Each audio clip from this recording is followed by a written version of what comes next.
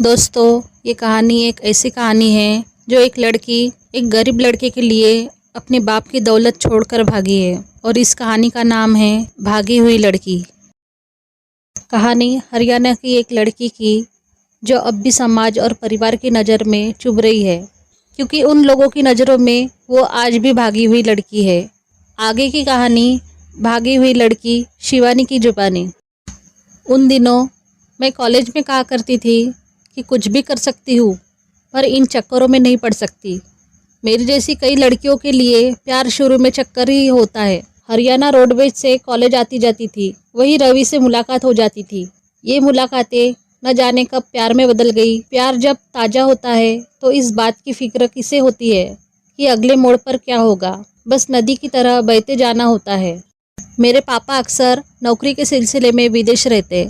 अमीर गरीब की जो कैटेगरी समाज में बनी हुई है, उस हिसाब में हमारा परिवार अमीर था और रवि का परिवार गरीब।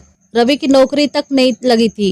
इधर मेरे पापा मम्मी से कहा करते थे, मैं अपनी बेटी शिवानी का ब्याह ऐसा करूँगा कि पूरे गांव ने देखा नहीं होगा। मम्मी अक्सर टोक कर कहती, इस छोरी को इतना मत बिगाड़ो, गरीब घर में ब्याह हुआ तो इसके चोंचले नहीं चलेंगे। पापा हंसते हुए कहते, गरीब घर में क्यों जाएंगे मेरी बेटी को खूब सारे रुपए बांध के भेजूंगा। सब अच्छे से चल रहा था कि मेरे चाचा को रवि और मेरे बारे में पता चल गया। मैंने हिम्मत कर पापा से कहा कि रवि भी हमारी तरह यादव है। वो शादी के लिए राजी भी हुए, लेकिन पता नहीं क्यों वो अचानक अपनी ही बेटी से किया वादा भूल गए और विदेश लौट गए।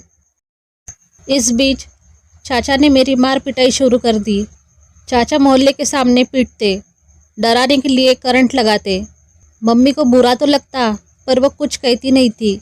रवि अपने परिवार के साथ बात करने मेरे घर भी आया, लेकिन चाचा ने साफ कह दिया, छोरी को जान से मार देंगे, लेकिन तुम्हारे घर ब्याह नहीं करेंगे। चाचा ने तो एक बार खाने में जहर तक मिलाकर पिला दिया था, लेकिन मेरी किस्मत में मरना नहीं था। बच गई तो पापा छुट्टी लेकर घर आए और मेरे लिए लड़का खोजकर सगाई की बात चलने लगी। मैंने कहीं से नंबर निकालकर लड़के वालों से कह दिया कि मुझे कोई और पसंद है। मेरी कही इस एक लाइन से वो रिश्ता और मेरा फ़ोन दोनों मुझसे छूट गए। घर वालों ने मेरे डॉक्यूमेंट्स तक जला दिए। रवि के पापा कहते, बेटा तू पुलिस में शिकायत कर दे, बाकी हम संभाल लेंगे।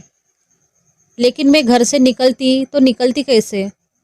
लेकिन एक रात रवि के दोस्त की मदद से मैं रात को घर से निकल ली। तय जगह पर रवि से मिली। कई दिन पुलिस कस्टडी में रहे, रिश्तेदारों के यहाँ भटके। इस बीच रवि के घर वालों को भी खूब धमकाया गया, लेकिन धीरे धीरे मामला शांत हुआ। आर्य समाज मंदिर में हम दोनों ने शादी कर ली। पापा तुमने सही कहा था, पूरे गांव ने ऐसी शादी कभी नहीं देखी होगी। रवि अब भी नौकरी नहीं करता है, वो अब खेत संभालता है।